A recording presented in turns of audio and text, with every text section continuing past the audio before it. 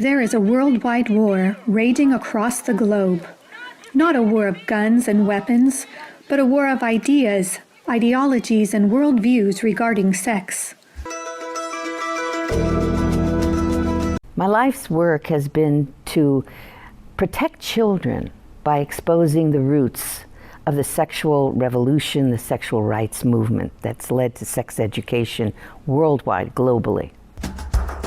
People are unaware that International Planned Parenthood Federation, also known as BF, with 65,000 service points in over 170 countries, this should concern governments and parents everywhere, is really just cleverly disguised abortion rights, sexual pleasure education, masquerading as human rights, gender, and sexual and reproductive health education.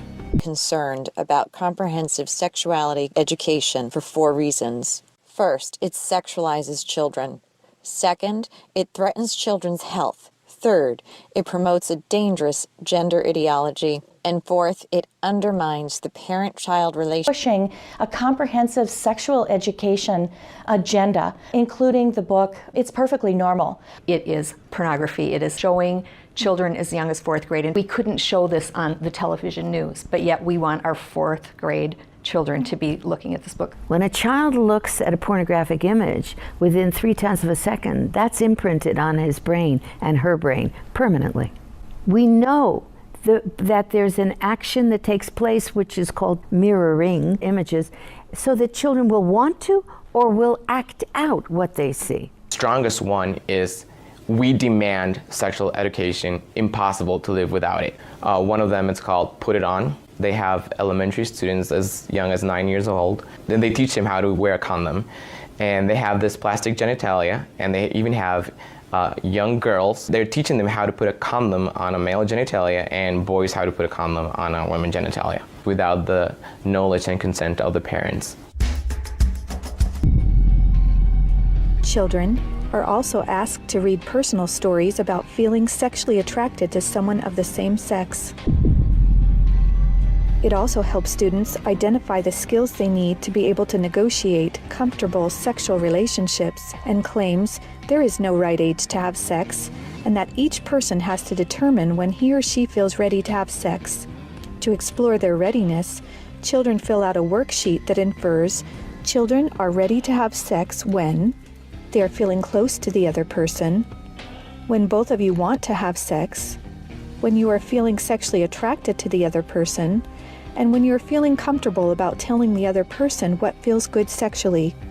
It teaches that human rights encompass sexual rights, including alleged rights to all persons to sexual expression and the right to seek sexual pleasure. One of the handouts that concerns me the most is called The Genderbread Person. They teach that gender is a spectrum, that you can choose to be whatever you want. You could be all female one day, and the next day feel like you're neither female or male. Frankly, it's confusing. It's a mental molestation. We're confusing these kids as to what they are. Sex, masturbation, anal sex, massage, holding hands, touching each other's genitals, saying, I like you. And what they're doing is equating all the... It's all about rights instead of health. It also tells young people that are HIV positive that if they decide with their partner not to wear a condom, that's their decision. In programs, It's All One has an obsessive focus on sexual pleasure, mentioning sexual pleasure 62 times. It promotes multiple sex acts, the idea that one sexual practice is not better or worse than another, and instructs children on how to stimulate themselves or their partner to orgasm. Animated film which is addressed to young people of 13 to 14 years old. It is called Sex on the Map. In this film, the young people are taught that anything is okay. It indoctrinates youth in radical feminist ideologies regarding power, privilege, and equality. It aggressively promotes abortion, a list of problems they can work on or advocate for, such as adolescents don't have access to sexual and reproductive health services, and where abortion is illegal, it is dangerous. It's All One curriculum has been in high demand since it was launched several years ago at the United Nations, with requests coming from more than 150 countries and from every state in the United States This program has been taught to children across the world.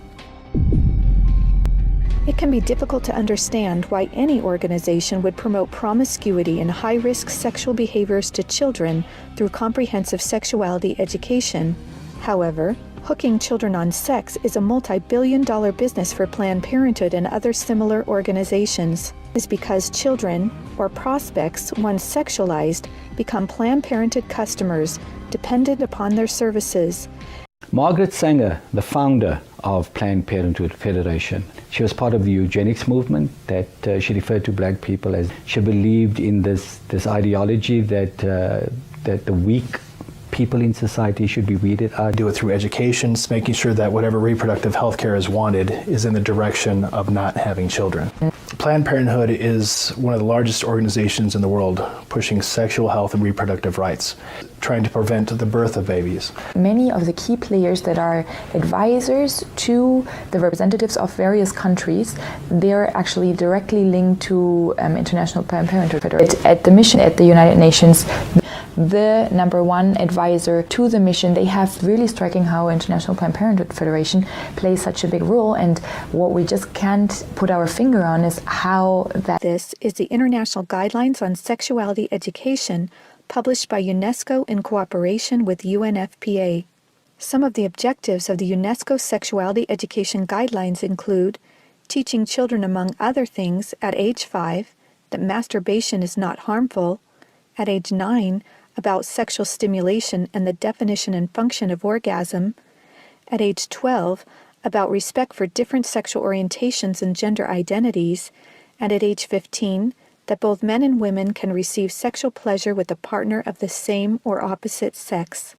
The way they're doing this is to actually penetrate our schools. And so once it changes at the policy level, then we'll probably have no control over what is taught in the schools and who teaches it.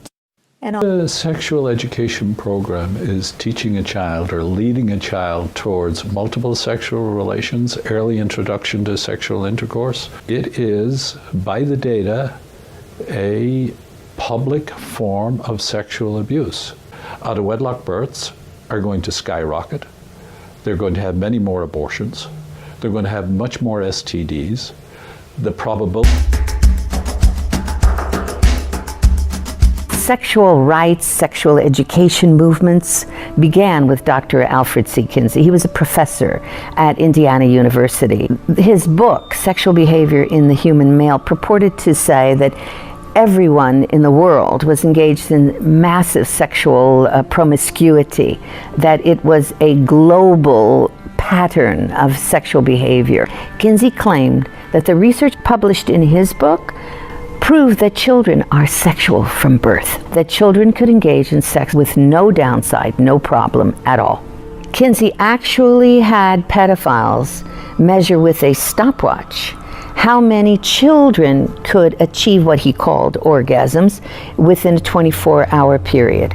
In his book, Kinsey defines orgasm for these children as fainting, as having convulsions, as screaming, as fighting to get away from the partner, what he called the partner.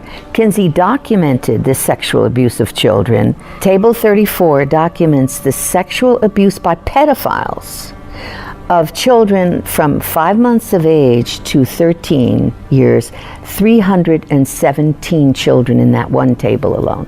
The so-called research then, exploitation of these children, became the philosophies behind the entire structure of modern sexual education globally. Today, comprehensive sexuality education is based on this philosophy that children are sexual from birth, created by Kinsey.